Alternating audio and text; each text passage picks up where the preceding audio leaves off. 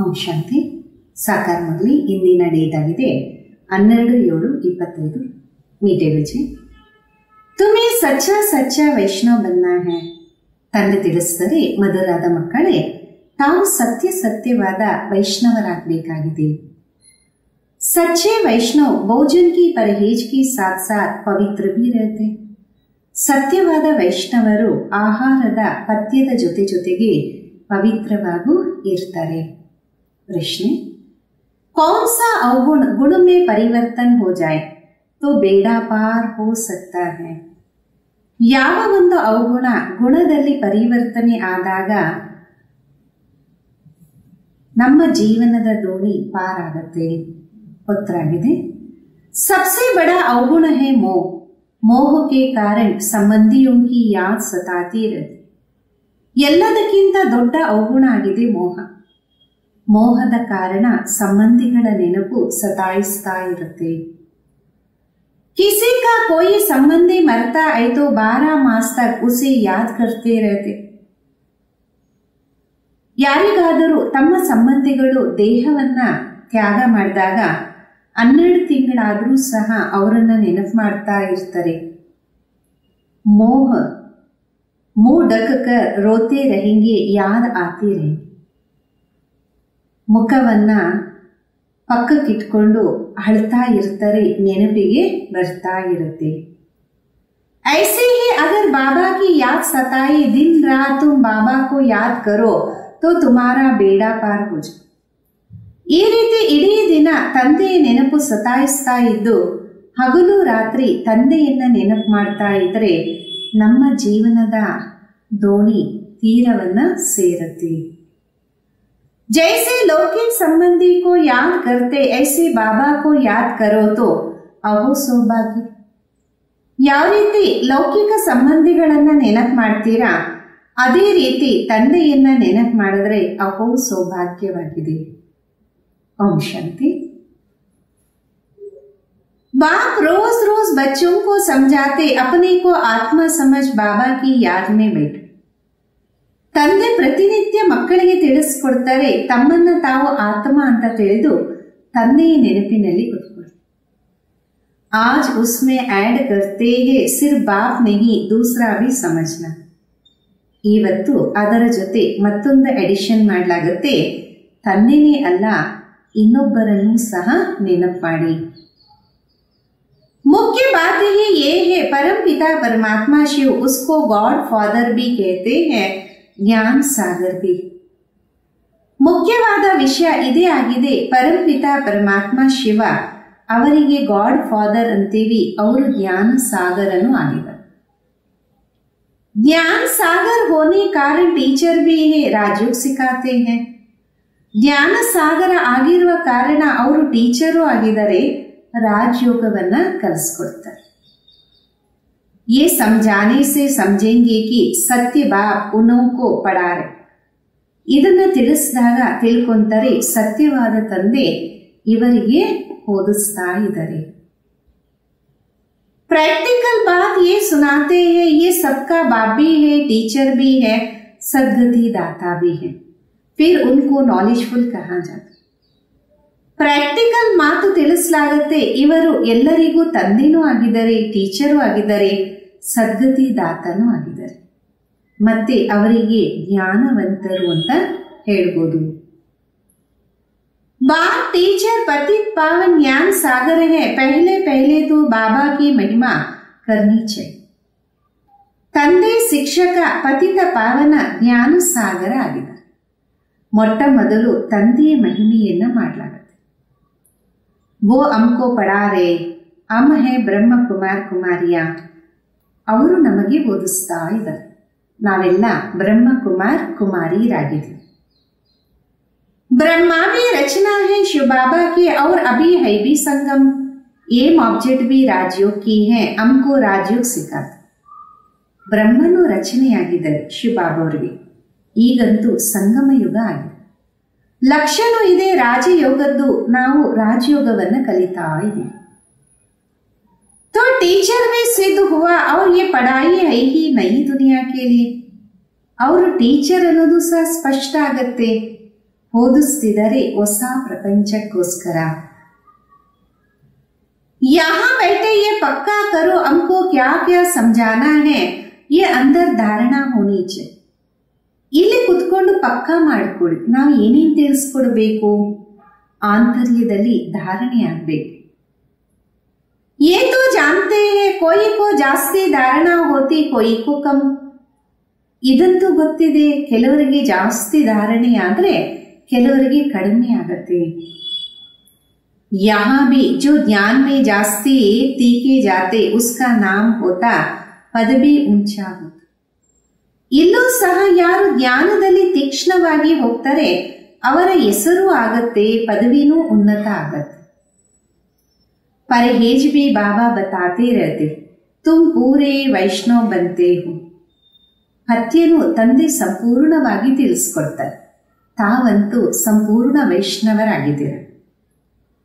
वैष्णव अर्थात जो वेजिटेरियन होते मांस मदिरा आदि नहीं खाते. वैष्णवरंदरे संपूर्ण ವೆಜಿಟೇರಿಯನ್ ಆಗಿರ್ತಾರೆ, ಮಾಂಸವನ್ನ ಸೇವನೆ ಮಾಡಲ್ಲ.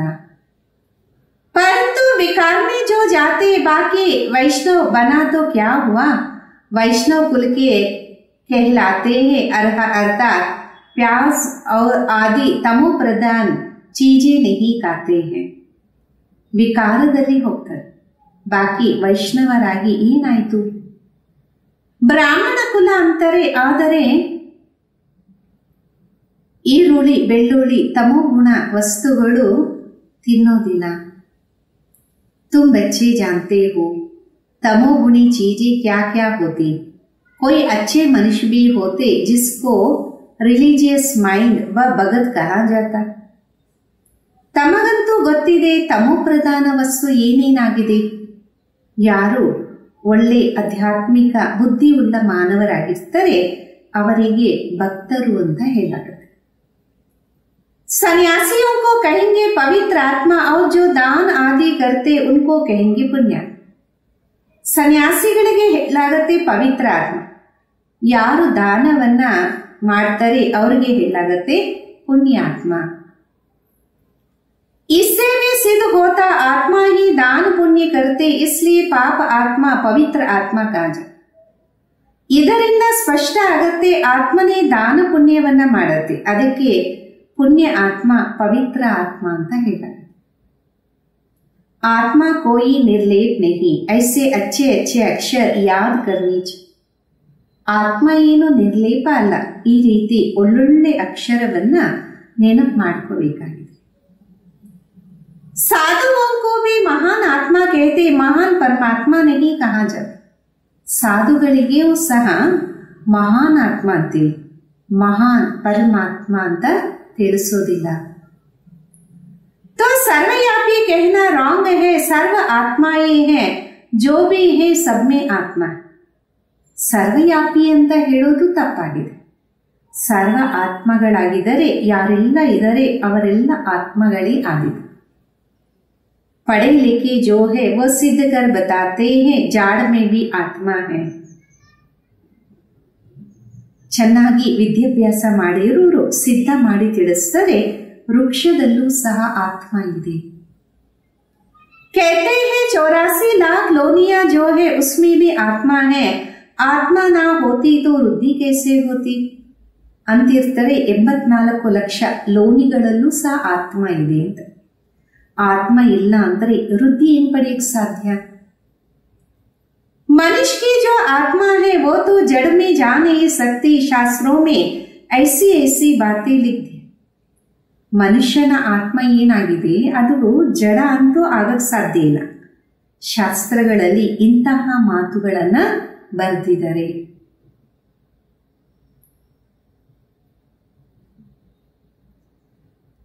इंद्रप्रस्थ से धक्का दिया तो पत्थर बन गया.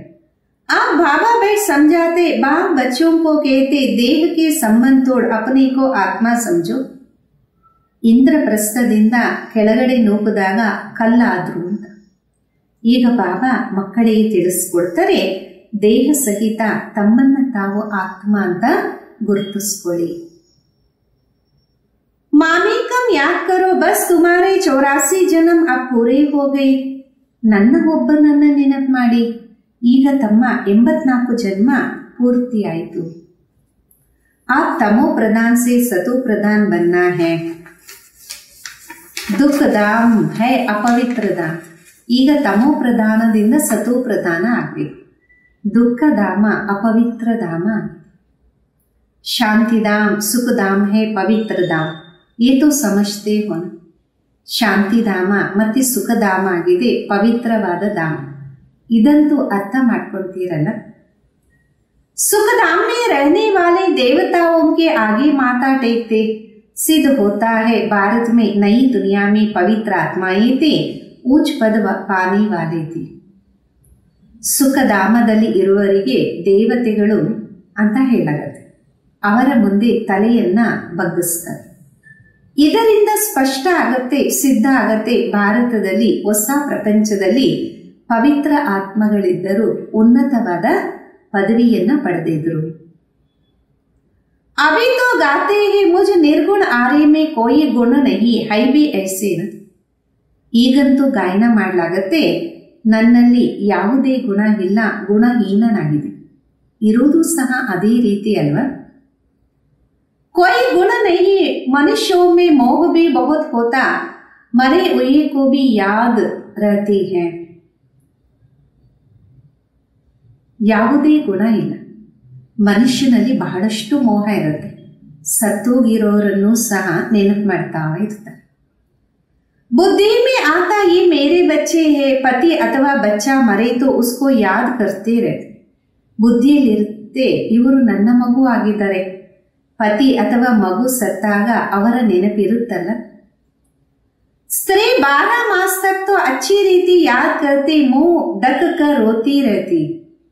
ಸ್ತ್ರೀ 12 ತಿಂಗಳು ತುಂಬಾ ಚೆನ್ನಾಗಿ ನೆನಪಿಟ್ಕೊಂಡಿರ್ತಾರೆ, ಮುಖವನ್ನ ಬಚ್ಚಿಟ್ಕೊಂಡು ಅಳ್ತಾ ಇರ್ತಾರೆ.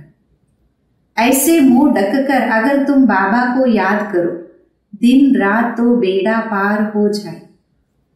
ಆ ರೀತಿ ನೀವು ಮುಖವನ್ನ ಮುಚ್ಚಿಟ್ಕೊಂಡು ತಂದೆಯನ್ನ ನೆನಪು ಮಾಡಿದ್ರೆ ಹಗಲು ರಾತ್ರಿ ನೀವು ಪಾರಾಗ್ಬಿಡ್ತೀರಾ. बाबा कहते जैसे पति को तुम याद करते रहते हो, ऐसे मेरे को याद करो तो तुम्हारे विकर्म विनाश हो जाए. बाप युक्तियां बताते हैं, ऐसे ऐसे करो. ತಂದೆ ತಿಳಿಸ್ತಾರೆ, ನೀವು ಯಾವ ರೀತಿ ಪತಿಯನ್ನ ನೆನಪು ಮಾಡ್ತೀರಾ ಆ ರೀತಿ ನನ್ನನ್ನ ನೆನಪು ಮಾಡ್ತಾ ಇರಿ, ನಿಮ್ಮ ವಿಕರ್ಮಗಳು ವಿನಾಶ ಆಗತ್ತೆ. ತಂದೆಯನ್ನ ತಿಳ್ಕೋಬೇಕಲ್ಲ, ತಂದೆ ಯುಕ್ತಿ ತಿಳಿಸ್ತಾರೆ, ಈ ರೀತಿ ಮಾಡಿ. पोता मेल देखते हैं, आज इतना खर्चा हुआ, इतना फायदा हुआ, ಬ್ಯಾಲೆನ್ಸ್ ರೋಸ್ ನಿಕಾಲ್ತಾರೆ. ಲೆಕ್ಕಾಚಾರವನ್ನ ನೋಡ್ತಾರೆ, ಇವತ್ತು ಇಷ್ಟು ಖರ್ಚು ಮಾಡಿದ್ವಿ, ಇಷ್ಟು ಲಾಭ ಆಯಿತು, ಬ್ಯಾಲೆನ್ಸು ಪ್ರತಿನಿತ್ಯ ತೆಗಿಬೇಕಾಗತ್ತೆ. कोई मास मास निकालते, यह तो ये बहुत जरूरी है, बाबा ने बार बार समझा. ಕೆಲವರು ಪ್ರತಿ ತಿಂಗಳು ತೆಗಿತಾರೆ, ಇಲ್ಲಂತೂ ಬಹಳ ಅವಶ್ಯಕತೆ ಇದೆ, ಬಾಬಾ ಮತ್ತೆ ಮತ್ತೆ ತಿಳಿಸ್ಕೊಡ್ತಾರೆ. बाप कहते तुम बच्चे सौभाग्यशाली, 1000 भाग्यशाली, करोड़ भाग्यशाली, पदम अरब करब ಭಾಗ್ಯಶಾಲಿ. ತಂದೆ ತಿಳಿಸ್ಕೊಡ್ತಾರೆ, ತಾವು ಮಕ್ಕಳು ಸೌಭಾಗ್ಯಶಾಲಿ, 1000ದಷ್ಟು ಸೌಭಾಗ್ಯಶಾಲಿ, ಕೋಟಿಯಷ್ಟು ಭಾಗ್ಯಶಾಲಿಗಳು, ಪದಮ अरब करब अष्टो भाग्यशाली. जो बच्चे अपने को सौभाग्यशाली समझते वो जरूर अच्छी तरह से बाबा को याद करते रहेंगे. ಯಾವ ಮಕ್ಕಳು ತಮ್ಮನ್ನ ತಾವು ಸೌಭಾಗ್ಯಶಾಲಿ ಅಂತ ತಿಳ್ಕೊಂತಾರೆ ಅವರು ಬಹಳ ಚೆನ್ನಾಗಿ ತಂದೆಯನ್ನ ನೆನಪು ಮಾಡ್ತಾ ಇರ್ತಾರೆ. वही गुलाब के फूल बनेंगे, ये तो नटशल में समझाना होता. ಅವರೇ ಗುಲಾಬಿ ಪುಷ್ಪ ಆಗ್ತಾರೆ. ಸಾರದಲ್ಲಿ ಈ ರೀತಿ ತಿಳಿಸಲಾಗುತ್ತೆ. ಬಲನಾ ತೋ ಖುಷ್ಬುದಾರ್ ಫೂಲ ಹೇ, ಮುಖ್ಯ ಹೇ ಯಾದ್ ಕಿ ಬಾತ್. ಆಗ್ಬೇಕಾಗಿರೋದು ಸುಗಂಧ ಭರಿತ ಪುಷ್ಪ ಆಗಿದೆ, ಮುಖ್ಯವಾಗಿದ್ದು ನೆನಪಿನ ಮಾತು. सन्यासियों ने योग अक्षर कह दिया, लौकिक बाप ऐसे नहीं कहेंगे मुझे याद करो या पूछे कि मुझे याद करते हो. ಸನ್ಯಾಸಿಗಳು ಯೋಗ ಅನ್ನುವ ಅಕ್ಷರವನ್ನ ತಿಳಿಸಿದರು. ಲೌಕಿಕ ತಂದೆ ಎಂದೂ ಈ ರೀತಿ ಹೇಳಲ್ಲ, ನನ್ನನ್ನ ನೆನಪು ಮಾಡಿ, ಅಥವಾ ಎಂದೂ ಈ ರೀತಿ ಕೇಳಲ್ಲ, ನನ್ನನ್ನ ನೆನಪು ಮಾಡ್ತೀರಾ. बाप बच्चे को बच्चे बाप को याद है ही, ये तो लॉ है ना. ತಂದೆ ಮಗುವನ್ನ, ಮಗು ತಂದೆಯನ್ನ ನೆನಪಿಟ್ಕೊಂತಾರೆ.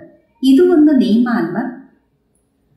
यहाँ पूछना पड़ता क्योंकि माया बुला देती, यहाँ आते हैं समझते हैं हम बाबा के पास जाते तो बाबा की याद रहनी चाहिए. ಇಲ್ಲಿ ಕೇಳಬೇಕಾಗುತ್ತೆ, ಯಾಕೆಂದರೆ ಮಾಯೆ ಮರೆಯುವ ರೀತಿ ಮಾಡುತ್ತೆ.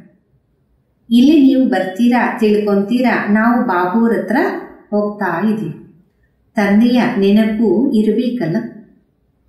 इसलिए बाबा चित्र में बनाते तो वो भी साथ में हो. ಅದಕ್ಕೋಸ್ಕರ ಬಾಬಾ ಚಿತ್ರವನ್ನು ತಯಾರು ಮಾಡ್ತಿದ್ದಾರೆ, ಅದು ಸಹ ಜೊತೆ ಇರಲಿ. पहले पहले हमेशा बाबा की महिमा शुरू करो, ये हमारा बाबा है, यूं तो सबका बाबा. ಮೊಟ್ಟ ಮೊದಲು ತಂದೆಯ ಮಹಿಮೆಯಿಂದ ಆರಂಭ ಮಾಡಿ. ಅವರು ಸದಾ ನಮ್ಮ ತಂದೆ ಆಗಿದ್ದಾರೆ, ಎಲ್ಲರ ತಂದೆ ಆಗಿದ್ದಾರೆ. सर्व का सद्गति दाता, ज्ञान का सागर, नॉलेजफुल. बाबा हमको सृष्टि चक्र के आदि मध्य अंत का ज्ञान देते, जिससे हम त्रिकालदर्शी बन जाते हैं. सर्वर सद्गति दाता, ಜ್ಞಾನ ಸಾಗರ, ನಾಲೆಜ್ಫುಲ್ ಆಗಿದ್ದಾರೆ. ಬಾಬಾ ನಮಗೆ ಸೃಷ್ಟಿ ಚಕ್ರದ ಆದಿ ಮಧ್ಯ ಅಂತ್ಯದ ಜ್ಞಾನವನ್ನ ನೀಡುತ್ತಾರೆ. ಇದರಿಂದ ನಾವು त्रिकालदर्शी ಆಗ್ತೀವಿ. त्रिकालदर्शी इस सृष्टि पर कोई मनुष्य हो नहीं सकता. बाबा कहते ये लक्ष्मी नारायण भी त्रिकालदर्शी नहीं है. त्रिकालदर्शी ಈ ಸೃಷ್ಟಿಯಲ್ಲಿ ಯಾವ ಮನುಷ್ಯನೂ ಆಗಕ್ಕೆ ಸಾಧ್ಯ ಇಲ್ಲ. ತಂದೆ ತಿಳಿಸ್ತಾರೆ, ಲಕ್ಷ್ಮೀ ನಾರಾಯಣನು त्रिकालदर्शी ಅಲ್ಲ. ये त्रिकालदर्शी बन क्या करेंगे, तुम बनते हो बनाते हो. ಇವರು त्रिकालदर्शिಯಾಗಿ ಏನ್ ಮಾಡ್ತಾರೆ, ತಾವು ಆಗ್ತೀರಾ, ಇತರರನ್ನು ತಯಾರು ಮಾಡ್ತೀರಾ. ये लक्ष्मी नारायण में ज्ञान होता तो परंपरा चलता, बीच में तो विनाश हो जाता, इसलिए परंपरा तो चल ना सके. ಈ ಲಕ್ಷ್ಮೀ ನಾರಾಯಣರಲ್ಲಿ ಜ್ಞಾನ ಇದ್ದಿದ್ರೆ ಪರಂಪರೆ ನಡೆಯೋದೇನು. ಮಧ್ಯದಲ್ಲಿ ವಿನಾಶ ಆಗುವ ಕಾರಣ ಪರಂಪರೆ ನಡೆಯೋದಿಲ್ಲ. तो बच्चों को इस पढ़ाई का अच्छी रीति सिमरन करना है. तुम्हारी भी ऊंच से ऊंच पढ़ाई संगम पर ही होती. ಮಕ್ಕಳು ವಿದ್ಯಾಭ್ಯಾಸವನ್ನ ತುಂಬಾ ಚೆನ್ನಾಗಿ ಸ್ಮೃತಿಯಲ್ಲಿ ತರಬೇಕಾಗಿದೆ. ತಮ್ಮದು ಶ್ರೇಷ್ಠಕ್ಕಿಂತ ಶ್ರೇಷ್ಠ ವಿದ್ಯೆ ಸಂಗಮದಲ್ಲಿ ಆಗತ್ತೆ. तुम याद नहीं करते हो, देह अभिमान में आ जाते हो तो माया थप्पड़ मार देती. ತಾವು ನೆನಪಿನಲ್ಲಿರೋದಿಲ್ಲ, ದೇಹಾಭಿಮಾನದಲ್ಲಿ ಬರ್ತೀರಾ, ಅದಕ್ಕೆ ಮಾಯೆ ಕೆನ್ನೆಗೆ ಬಾರಿಸುತ್ತೆ. जब 16 कला संपूर्ण बनेंगे तब विनाश की भी तैयारी होंगी. ಯಾವಾಗ 16 ಕಲಾ ಸಂಪೂರ್ಣರಾಗ್ಬಿಡ್ತೀರಾ, ಆಗ ವಿನಾಶದ ತಯಾರಿ ಆಗ್ಬಿಡುತ್ತೆ. वो विनाश के लिए और तुम अविनाशी पद के लिए तैयारी कर रहे. ಅವರು ವಿನಾಶಕ್ಕೋಸ್ಕರ ಮತ್ತೆ ತಾವು ಅವಿನಾಶಿ ಪದವಿಗೋಸ್ಕರ ತಯಾರಿ ಮಾಡ್ತಿದ್ದೀರಾ. कौरव और पांडवों की लड़ाई हुई नहीं, कौरवों यादवों की लड़ाई लगती. ಕೌರವರು ಮತ್ತೆ ಪಾಂಡವರ ಯುದ್ಧ ನಡೆದಿಲ್ಲ, ಕೌರವರು ಮತ್ತೆ ಯಾದವರ ಯುದ್ಧ ಆಗತ್ತೆ. ड्रामा अनुसार पाकिस्तान भी हो गया, वो भी शुरू तब हुआ जब तुम्हारा जन्म हुआ. ಡ್ರಾಮಾ ಅನುಸಾರ ಪಾಕಿಸ್ತಾನೂ ಆಗೋಯ್ತು, ಅದು ಸಹ ಆವಾಗೆ ಆರಂಭ ಆಯಿತು ಯಾವಾಗ ತಮ್ಮ ಜನ್ಮ ಆಯಿತು. अब बाबा आए तो सब प्रैक्टिकल होनी चाहिए. ಈಗ ತಂದೆ ಬಂದಿದ್ದಾರೆ, ಎಲ್ಲವೂ ಪ್ರಾಕ್ಟಿಕಲ್ ಅಲ್ಲಿ ನಡೀಲೇಬೇಕಾಗಿದೆ. यहाँ के लिए कहते हैं रक्त की नदियां बहती है, तब फिर घी की नदियां बहेंगी. अब भी देखो लड़ती रहती. ಇಲ್ಲಿಗೋಸ್ಕರ ಅಂತಾರೆ, ರಕ್ತದ ನದಿ ಹರಿದಾಗ ನಂತರ ತುಪ್ಪದ ನದಿ ಹರಿಯುತ್ತೆ. ಈಗಂತೂ ನೋಡಿ ಜಗಳ ಮಾಡ್ತಿದಾರಲ್ಲ. फलाना शहर दो नहीं तो लड़ाई करेंगे, यहाँ से पार ना करो ये हमारा रास्ता है, अब ये क्या करे? ಈ ಊರು ನಮಗೆ ಕೊಟ್ಟಿಲ್ಲ ಅಂದ್ರೆ ಯುದ್ಧ ಮಾಡ್ತೀವಿ. ಈ ಸ್ಥಾನವನ್ನ ನೀವು ದಾಟಿ ಹೋಗಂಗಿಲ್ಲ, ಇದು ನಮ್ಮ ದಾರಿ. ಏನ್ ಮಾಡೋದು? स्टीमर कैसे जाएंगे? फिर राय करते हैं, जरूर राय पूछते होंगे. ಸ್ಟೀಮರ್ ಹಿಂಗ್ ಹೋಗೋದು, ಮತ್ತೆ ಆಜ್ಞೆಯನ್ನ ಕೇಳಲಾಗತ್ತೆ, ಆಜ್ಞೆ ಎಂದು ಕೇಳಬೇಕಾಗತ್ತಲ್ಲ. मदद की उम्मीद मिलती होंगी, वो आपस में ही खत्म कर देंगे, यहाँ फिर सिविल वार की ड्रामा भी नूंद. ಸಹಯೋಗದ ಅಪೇಕ್ಷೆ ಸಿಗಬಹುದು, ಹಾಗೆ ಎಲ್ಲವನ್ನ ಕೇಳಲಾಗತ್ತೆ. ಪರಸ್ಪರ ಸಮಾಪ್ತಿಯಾಗ್ತಾರೆ, ಇಲ್ಲಂತೂ ಸಿವಿಲ್ ವಾರ್ಸು ಡ್ರಾಮಾದಲ್ಲಿ ಫಿಕ್ಸ್ ಇದೆ. अभी बाबा कहते, मीठे बच्चे बहुत बहुत खबरदार बनो, यहाँ से बाहर घर में जाने से फिर भूल नहीं जाओ. ಇಲ್ಲಂತೂ ತಂದೆ ತಿಳಿಸ್ತಾರೆ, ಮೆದುರಾದ ಮಕ್ಕಳೇ ಬಹಳ ಬಹಳ ಎಚ್ಚರಿಕೆಯಿಂದ ಇರಿ, ಇಲ್ಲಿಂದ ಹೊರಗಡೆ ಮನೆಗೆ ಹೋದಾಗ ಮರಿಬೇಡಿ. यहाँ तुम आते हो कमाई जमा करने, छोटे छोटे बच्चों को ले आते हो तो उनके बंधन में रहना पड़ता. ಇಲ್ಲಿ ತಾವು ಬರ್ತೀರಾ ಸಂಪಾದನೆಯನ್ನ ಜಮಾ ಮಾಡಕ್ಕೋಸ್ಕರ. ಸಣ್ಣ ಸಣ್ಣ ಮಕ್ಕಳನ್ನ ಕರ್ಕೊಂಡ್ಬಂದಾಗ ಅವರ ಬಂಧನೂ ಇರುತ್ತಲ್ಲ. यहाँ तो ज्ञान सागर के कंठे पर आते हो, जितनी कमाई करेंगे उतना अच्छा. ಇಲ್ಲಿ ತಾವು ಜ್ಞಾನ ಸಾಗರನ ತೀರದಲ್ಲಿ ಬರ್ತೀರ, ಎಷ್ಟು ಸಂಪಾದನೆ ಮಾಡಿಕೊಂತೀರಾ ಅಷ್ಟು ಬಹಳ ಒಳ್ಳೆಯದು. इसमें लग जाना चाहिए. तुम आते हो अविनाशी ज्ञान रत्नों की झोली भर. ಇದರಲ್ಲೇ ತೊಡಗಿರಬೇಕಾಗಿದೆ. ಇಲ್ಲಿ ತಾವು ಬರ್ತೀರಾ ಅವಿನಾಶಿ ಜ್ಞಾನ ರತ್ನಗಳಿಂದ ಜೋಳಿಗೆಯನ್ನ ತುಂಬಿಸ್ಕೊಳ್ಳೋಕ್ಕೋಸ್ಕರ. गाते हुए है ना बोला नाथ भर दो झोली, भक्त तो शंकर के आगे जाके कहते झोली भर दो. ಗಾಯನೂ ಇದೆ, ಮುಗ್ಧನಾದ ತಂದೆ ಜೋಳಿಗೆಯನ್ನ ತುಂಬಿಸು ಅಂತ. ಭಕ್ತರು ಶಂಕರನ ಮುಂದೆ ಹೋಗಿ ಅಂತಾರೆ ಜೋಳಿಗೆಯನ್ನ ತುಂಬಿಸಿ. वह फिर शिव शंकर को एक समझ लेते, शिव शंकर महादेव कह देते. ಅವರಂತೂ ಶಿವಶಂಕರನನ್ನ ಒಂದೇ ಅಂತ ತಿಳ್ಕೊಂಡ್ಬಿಡ್ತಾರೆ, ಶಿವಶಂಕರ ಮಹಾದೇವ ಅಂತಾರೆ.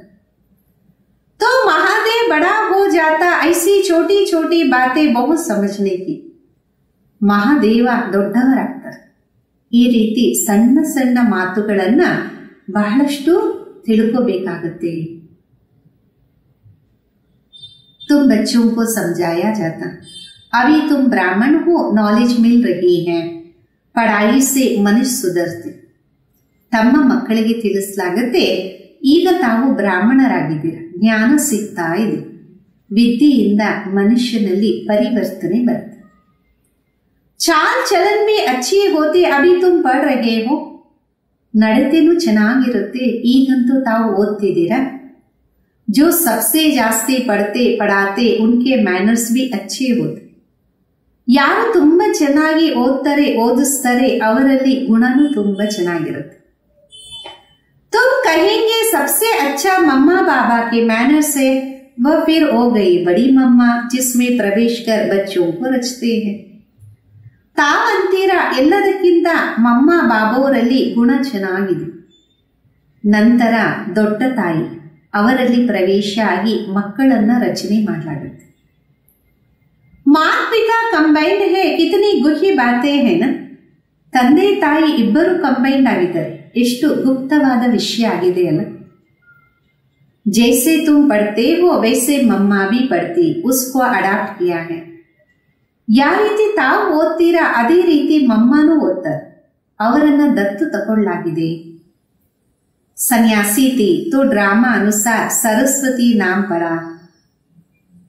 सयानी थी तो ड्रामा अनुसार सरस्वती नाम पड़ा.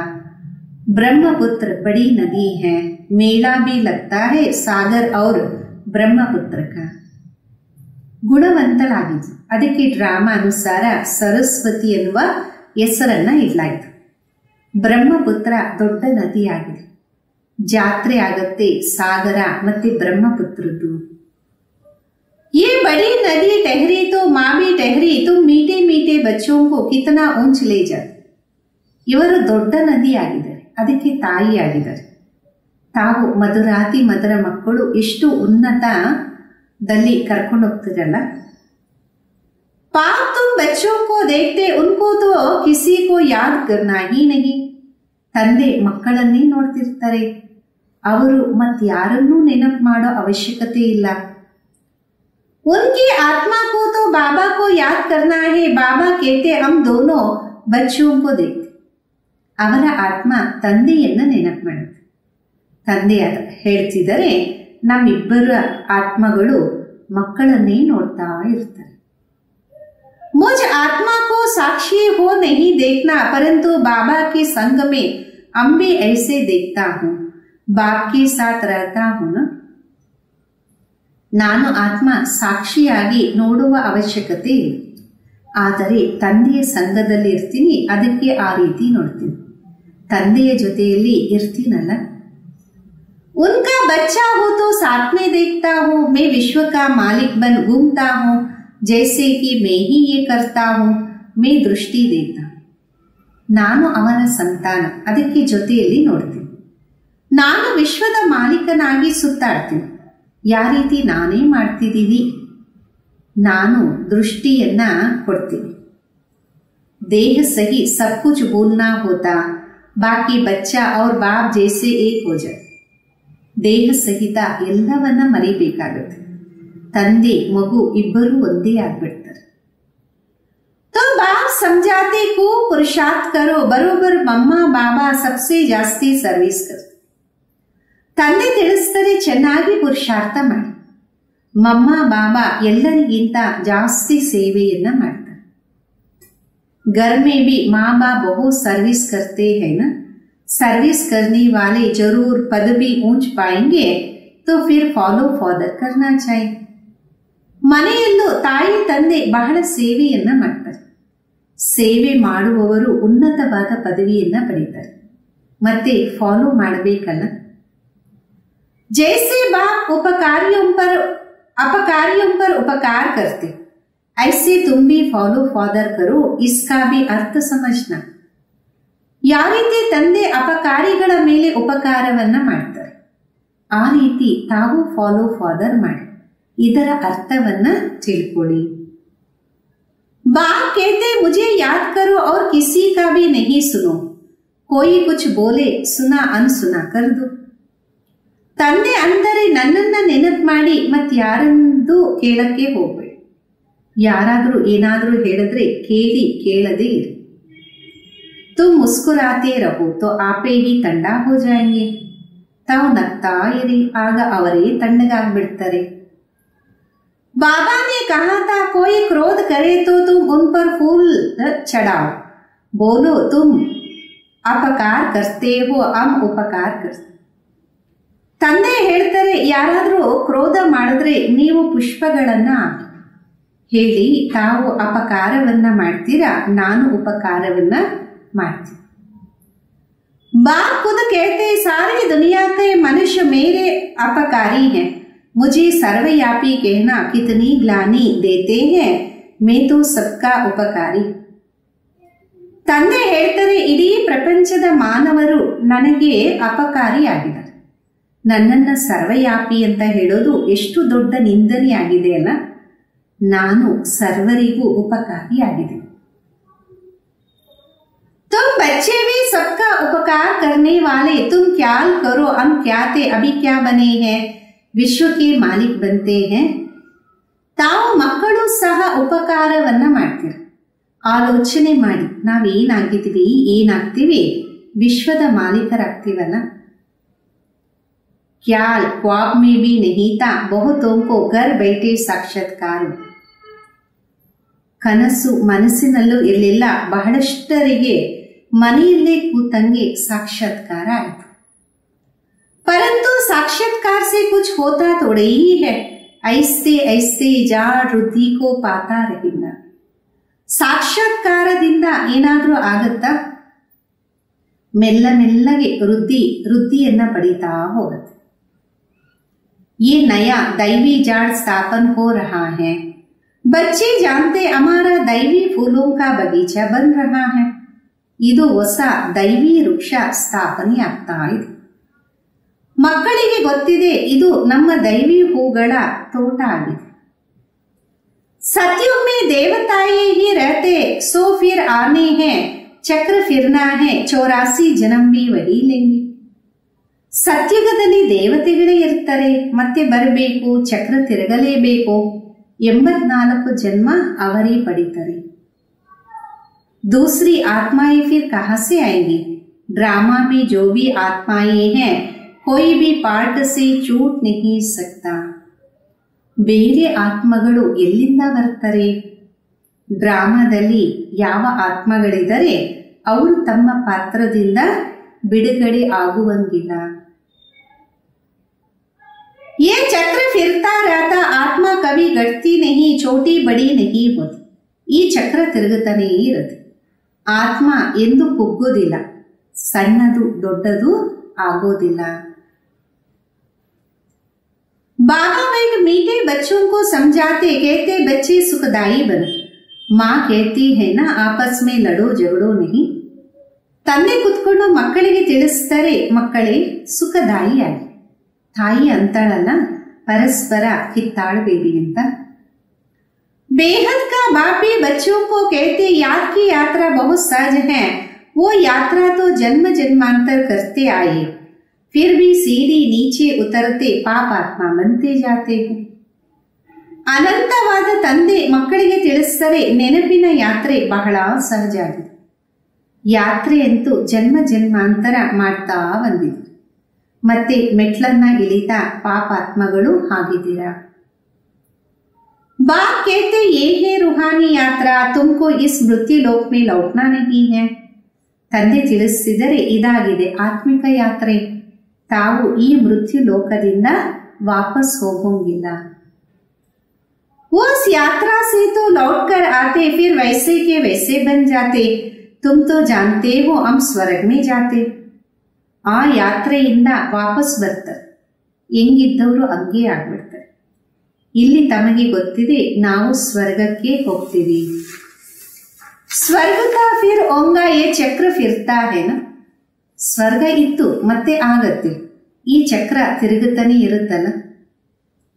दुनिया एक ही है, बाकी स्टार शादी में कोई दुनिया है नहीं. ಪ್ರಪಂಚ ಒಂದೇ ಆಗಿದೆ, ನಕ್ಷತ್ರಗಳಲ್ಲಿ ಪ್ರಪಂಚ ಎಲ್ಲ ಇಲ್ಲ. ऊपर जाकर देखने के लिए कितना माता मारते रहते, माता मारते मारते मौत सामने आ जाएगा. ये सब है साइंस. ಮೇಲೆ ಹೋಗಿ ನೋಡ್ತಾ ಇರ್ತಾರೆ, ಎಷ್ಟು ತಲೆ ಚಚ್ಕೊಂತಾರೆ, ತಲೆ ಚಚ್ಕೊಂತ ಮೃತ್ಯುನೇ ಮುಂದೆ ಬಂದ್ಬಿಡುತ್ತೆ. ಇದೆಲ್ಲ ಸೈನ್ಸ್ ಆಗಿದೆ. ऊपर जाएंगे फिर क्या होगा, मौत तो सामने खड़ा है ना. ಮೇಲೆ ಹೋಗ್ತಾರೆ ಏನಾಗುತ್ತೆ, ಮೃತ್ಯು ಅಂತೂ ಮುಂದೆ ನಿಂತಿದೆ ಅಲ್ಲ. एक तरफ ऊपर जाकर खोज करते, दूसरे तरफ मौत के लिए बांब्स बनाते. ಒಂದು ಕಡೆ ಮೇಲೆ ಹೋಗಿ ಎಲ್ಲವನ್ನ ರಿಸರ್ಚ್ ಮಾಡ್ತಾರೆ, ಮತ್ತೊಂದು ಕಡೆ ಮೃತ್ಯುಗೋಸ್ಕರ ಬಾಂಬ್ಸ್ ಅನ್ನ ತಯಾರು ಮಾಡ್ತಾರೆ. ಮನುಷ್ಯೋं की बुद्धि देखो कैसी है, समझते भी है कोई प्रेरक है. ಮನುಷ್ಯರ ಬುದ್ಧಿ ನೋಡಿ ಯಾವ ರೀತಿ ಇದೆ, ಅನ್ಕೊಂತಾರೆ ಯಾರೋ ಪ್ರೇರಣೆಯನ್ನ ಮಾಡ್ತಿದ್ದಾರೆ. खुद कहते हैं वर्ल्ड वार जरूर होनी है, ये वही महाभारत युद्ध है. ಸ್ವಯಂ ಅಂತಾರೆ ಮೂರನೇ ಮಹಾಯುದ್ಧ ಖಚಿತ ಆಗಲೇಬೇಕು, ಇದು ಅದೇ ಮಹಾಭಾರತ ಯುದ್ಧ ಆಗಿದೆ. आज तुम बच्चे भी जितना पुरुषार्थ करेंगे उतना कल्याण करेंगे. खुद के बच्चे तो हो ना. ಈಗ ತಾವು ಮಕ್ಕಳು ಎಷ್ಟು ಪುರುಷಾರ್ಥವನ್ನ ಮಾಡ್ತೀರಾ ಅಷ್ಟು ಕಲ್ಯಾಣವನ್ನ ಮಾಡ್ಕೊಂತೀರಾ. ಭಗವಂತನ ಮಕ್ಕಳಾಗಿದ್ದೀರಲ್ಲ. भगवान अपना बच्चा बनाते तो तुम भगवान भगवती बन जाते हो. ಭಗವಂತ ತಮ್ಮನ್ನ ತನ್ನ ಮಕ್ಕಳಾಗಿ ಮಾಡಿಕೊಂಡಾಗ ಭಗವಾನ್ ಭಗವತಿ ಆಗ್ತೀರಾ. लक्ष्मी नारायण को गॉड गॉडेज कहते, कृष्ण को गॉड मानते हैं, राधे को इतना नहीं. ಲಕ್ಷ್ಮೀ ನಾರಾಯಣರಿಗೆ ಗಾಡ್ ಗಾಡೇಜ್ ಅಂತಾರೆ, ಕೃಷ್ಣನಿಗೆ ಗಾಡ್ ಅಂತ ಒಪ್ಕೊಂತಾರೆ, ರಾಧೆಗೆ ಅಷ್ಟೊಂದಿಲ್ಲ. ಸರಸ್ವತಿ ಕಾ ನಾಮ್ ಹೇ, ರಾಧೆ ಕಾ ನಾಮ್ नहीं. ಸರಸ್ವತಿಗೆ ಹೆಸರಿದೆ, ರಾಧೆಗೆ ಅಷ್ಟೊಂದು ಇಲ್ಲ. कलश में लक्ष्मी को दिखाते ये भी भूल कर दिया ना. ಕಳಶನು ಲಕ್ಷ್ಮಿಗೆ ತೋರಿಸ್ತಾರೆ, ಇದು ತಪ್ಪನ್ನ ಮಾಡಿದಾರಲ್ಲ. सरस्वती के भी अनेक नाम रख दिया, वो तो तुम ही. ಸರಸ್ವತಿಗೂ ಅನೇಕ ಹೆಸರನ್ನ ನೀಡಿದ್ದಾರೆ, ಅದೆಲ್ಲ ತಾವೇ ಆಗಿದ್ದೀರಾ. देवियों की भी पूजा होती तो आत्माओं की पूजा होती. बाप बच्चों को हर बार समझाते रहे. ದೇವಿಗಳಿಗೂ ಪೂಜೆ ಆಗತ್ತೆ, ಆತ್ಮಗಳಿಗೂ ಪೂಜೆ ಆಗತ್ತೆ. ತಂದೆ ಮಕ್ಕಳಿಗೆ ಪ್ರತಿಯೊಂದು ಮಾತನ್ನ ತಿಳಿಸ್ತಾ ಇರ್ತಾರೆ. अच्छा मीठे मीठे सिखिलदे बच्चों प्रति माता पिता बाप दादा का याद प्यार और गुड मॉर्निंग. रूहानी बाप की रूहानी बच्चों को नमस्ते. हम रूहानी बच्चों की रूहानी माता पिता बाप दादा को याद प्यार गुड मॉर्निंग और नमस्ते. धारणेಗೋಸ್ಕರ ಮುಖ್ಯ ಸಾರ. ಮೊದಲು, जैसे बाप अपकारी पर भी उपकार करते ऐसे फॉलो फादर कर. ಯಾವ ರೀತಿ ತಂದೆ ಅಪಕಾರಿಗಳ ಮೇಲೆ ಉಪಕಾರವನ್ನ ಮಾಡ್ತಾರೆ, ಆ ರೀತಿ ಫಾಲೋ ಫಾದರ್ ಮಾಡಿ. कोई कुछ भी बोले तो सुना अनसुना कर देना, मुस्कुराते रहना एक बाबा से ही सुन. ಯಾರು ಏನೇ ಹೇಳಿ ಕೇಳಿ ಕೇಳದೆ ಇರಿ, ಮುಗುಳ್ನೊತ್ತಾ ಇರಿ, ಒಬ್ಬ ತಂದೆಯಿಂದನೇ ಕೇಳಿ. ಎರಡನೇದು, खुदाई बन सुखदाई बन सबको सुख देना, आपस में लड़ना झगड़ना नहीं. ಸುಖದಾಯಿಯಾಗಿ ಎಲ್ಲರಿಗೂ ಸುಖವನ್ನೇ ನೀಡಿ, ಪರಸ್ಪರ ಕಿತ್ತಾಡಬೇಡಿ. समझदार बन अपनी झोली अविनाशी ज्ञान रत्नों से भरपूर करनी है. ತಿಳುವಳಿಕೆ ಉಳ್ಳವರಾಗಿ ತಮ್ಮ ಜೋಳಿಗೆಯನ್ನ ಅವಿನಾಶಿ ಜ್ಞಾನ ರತ್ನಗಳಿಂದ ತುಂಬಿಸ್ಕೋಬೇಕಾಗಿದೆ. वरदान, सागर के तले में जाकर अनुभव रूपी रत्न प्राप्त करने वाले सदा समर्थ आत्मा भव. ಸಾಗರದ ಆಳದಲ್ಲಿ ಹೋಗಿ ಅನುಭವಗಳು ಅನ್ನುವ ರತ್ನಗಳನ್ನ ಪ್ರಾಪ್ತಿ ಮಾಡಿಕೊಳ್ಳುವಂತವರು ಸದಾ ಸಮರ್ಥ ಆತ್ಮ ಭವ. समर्थ आत्मा बनने के लिए योग की हर विशेषता का, हर शक्ति का और हर एक ज्ञान के मुख्य पॉइंट्स का अनुभव करो. ಸಮರ್ಥ ಆತ್ಮರಾಗಕ್ಕೋಸ್ಕರ ಯೋಗದ ಪ್ರತಿಯೊಂದು ವಿಶೇಷತೆ, ಪ್ರತಿ ಶಕ್ತಿ, ಪ್ರತಿಯೊಂದು ಜ್ಞಾನದ ಮುಖ್ಯವಾದ ಪಾಯಿಂಟ್ಸಿನ ಅಭ್ಯಾಸವನ್ನ ಮಾಡಿ. अभ्यासी लगन में मगन रहने वाली आत्मा के सामने किसी भी प्रकार का विघ्न ठहर नहीं सकता. इसलिए अभ्यास की प्रयोगशाला में बैठ जाओ. ಅಭ್ಯಾಸಿ ಆಸಕ್ತಿಯಲ್ಲಿ ಮುಳುಗಿರುವಂತಹ ಆತ್ಮಕ್ಕೆ ತನ್ನ ಮುಂದೆ ಯಾವುದೇ ಪ್ರಕಾರದ ವಿಘ್ನ ನಿಲ್ಲಕ್ಕೆ ಸಾಧ್ಯ ಇಲ್ಲ. ಅದಕ್ಕೋಸ್ಕರ ಅಭ್ಯಾಸದ ಪ್ರಯೋಗಶಾಲೆಯಲ್ಲಿ ಕುತ್ಕೊಳ್ಳಿ. अभी तक ज्ञान सागर, गुणों के सागर, शक्ति के सागर में ऊपर ऊपर की लहर में लहराते.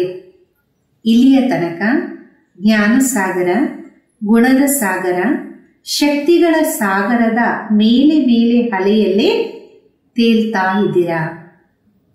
लेकिन अब सागर के तले में जाओ तो अनेक प्रकार के विचित्र अनुभव के रतन प्राप्त कर समर्थ आत्मा बन जाए. ಆದರೆ ಈಗ ಸಾಗರದ ಆಳದಲ್ಲಿ ಹೋದಾಗ ಅನೇಕ ಪ್ರಕಾರದ ವಿಚಿತ್ರ ಅನುಭವಗಳ ರತ್ನಗಳನ್ನ ಪ್ರಾಪ್ತಿ ಮಾಡಿಕೊಂಡು ಸಮರ್ಥ ಆತ್ಮರಾಗ್ತೀರಾ. स्लोगन आಗಿದೆ, अशुद्धि ही विकार रूपी भूतों का आह्वान करती, इसलिए संकल्प से भी शुद्ध बनो. ಅಶುದ್ಧತೆ ವಿಕಾರ ಅನ್ನುವ ಭೂತಗಳನ್ನ ಆಹ್ವಾನ ಮಾಡುತ್ತೆ. ಅದಕ್ಕೋಸ್ಕರ ಸಂಕಲ್ಪದಲ್ಲೂ ಶುದ್ಧರಾಗಿ.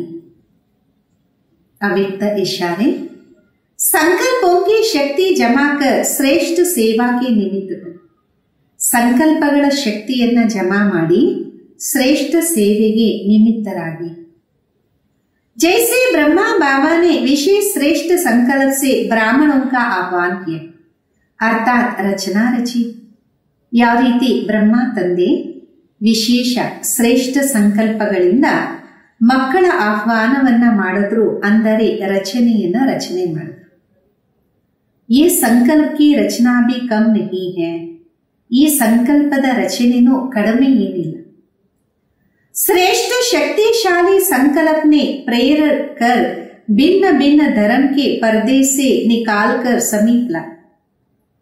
ಶ್ರೇಷ್ಠ ಶಕ್ತಿಶಾಲಿ ಸಂಕಲ್ಪ ಪ್ರೇರಣೆಯನ್ನ ನೀಡಿ ಭಿನ್ನ ಭಿನ್ನ ಧರ್ಮದ ಪರ್ದೆಯಿಂದ ಹೊರತಂದು ಸಮೀಪದಲ್ಲಿ ತಂತಲ್ಲ. ಐಸೆ ಆ ಬಚ್ಚೆ भी ಶಕ್ತಿಶಾಲಿ ಶ್ರೇಷ್ಠ ಸಂಕಲ್ಪಧಾರಿ ಬನ್. ಅದೇ ರೀತಿ ತಾವು ಮಕ್ಕಳು ಸಹ शक्तिशाली श्रेष्ठ संकल्पधारी आदि. अपने संकल्पों की शक्ति को ज्यादा खर्चा नहीं करो, व्यर्थ नहीं गवा. तಮ್ಮ ಸಂಕಲ್ಪಗಳ ಶಕ್ತಿಯನ್ನ ಜಾಸ್ತಿ ಖರ್ಚು ಮಾಡಬೇಡಿ, ವ್ಯರ್ಥನೂ ಮಾಡಬೇಡಿ. तो श्रेष्ठ संकल्प से प्राप्ति भी श्रेष्ठ होगा. ಶ್ರೇಷ್ಠ ಸಂಕಲ್ಪದಿಂದ ಪ್ರಾಪ್ತಿನೂ ಶ್ರೇಷ್ಠ ಆಗುತ್ತೆ. ಓಂ ಶಾಂತಿ.